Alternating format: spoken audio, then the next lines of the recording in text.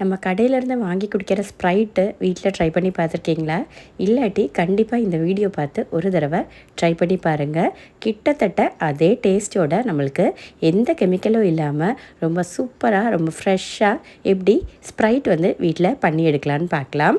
இது பண்ணுறதுக்கு 2 எலுமிச்சம்பழம், ஒரு சோடா, அப்புறமேட்டு கொஞ்சம் ஜீனி மட்டும் போதும். எப்படி பண்ணலான்னு பார்க்கலாம்.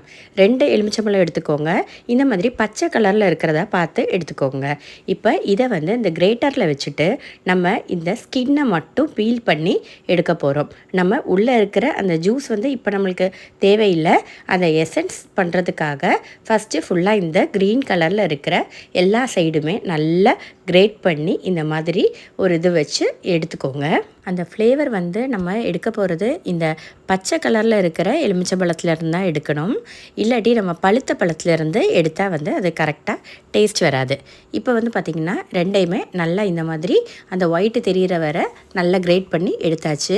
இதில் வந்து இப்போ பவுடர் பண்ண சுகர் சேர்த்துக்கலாம். இப்போ நான் இங்கே ஒரு 3 டேபிள் ஸ்பூன் அளவுக்கு சுகர் வந்து சேர்த்துக்கிட்டேன். உங்களோட இனிப்புக்கு தகுந்தாப்பில் சேர்த்துக்கோங்க. இல்லை உங்களுக்கு இது பத்தலை அப்படின்னு தோணிச்சுன்னா இன்னும் கொஞ்சம் கூட பவுடர் பண்ணிவிட்டு சேர்த்துக்கோங்க. இப்போ இது எல்லாத்தையுமே நல்லா மிக்ஸ் பண்ணி விட்டுக்கலாம். நல்லா மிக்ஸ் பண்ணதுக்கப்புறமேட்டு கொஞ்சம் வெதுவெதுப்பான தண்ணியை வந்து எடுத்துக்கலாம். கொஞ்சம் சூடு தேவை தான். ஏன்னா அப்படின்னா தான் உங்களுக்கு வந்து அந்த எசன்ஸ் எல்லாமே உங்களுக்கு கரெக்டாக இறங்கி வரும். இது வந்து நம்ம இப்போ ஒரு 5 to 10 நிமிஷம் வரை நம்ம வந்து இதை ரெஸ்ட் பண்ண அப்படியே வச்சுக்கலாம். அதுக்கு மேலே ரொம்ப நேரம் வைக்க வேண்டாம். இல்லாட்டி உங்களுக்கு வந்து அதுலேருந்து கசப்பு தன்மை வர ஆரம்பிச்சிடும். அதே மாதிரி ரொம்ப சுடு தண்ணியாகவும் பார்த்து ஊற்றிடாதீங்க. ஒரு வெதுவெதுப்பான தண்ணி வந்து ஊற்றினாலே போதுமானது.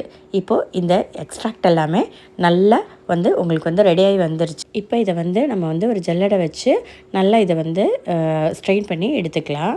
ஒரு கிளாஸில் தனியாக ஸ்ட்ரெயின் பண்ணி எடுத்துக்கோங்க.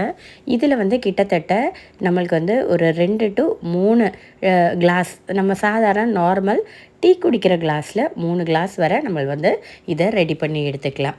இப்போது அதை நம்ம எடுத்து தனியாக வச்சுக்கலாம். இப்போ ஒரு கிளாஸில் ஐஸ் க்யூப் சேர்த்துக்கோங்க. அதில் ஒரு 1/4 மட்டும் நம்மளோட இந்த எசன்ஸை நம்ம சேர்த்துக்கலாம்.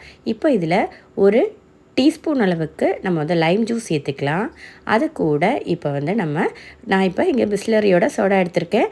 நீங்கள் எந்த பிராண்ட் வேணாலும் எடுத்துக்கலாம். இப்போ நல்லா சில்லுன்னு வச்சுட்டு சோடா வந்து சேர்த்துக்கோங்க. இப்போ வந்து உங்களுக்கு வந்து இனிப்பு கரெக்டாக இருக்கான்னு செக் பண்ணி பார்த்துக்கோங்க. இல்லை உங்களுக்கு இனிப்பு இன்னும் கொஞ்சம் கூட தேவைப்பட்டுச்சுன்னா பவுடர் பண்ண சுகரை சேர்த்துக்கோங்க.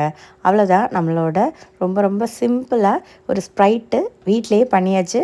இந்த சூடுக்கு கண்டிப்பாக ட்ரை பண்ணி எப்போயாச்சும் நம்ம குடிச்சிக்கலாம். 100% நம்ம ஸ்ப்ரைட்டோட டேஸ்ட்லாம் இருக்குன்னு கண்டிப்பாக நினச்சிடாதீங்க.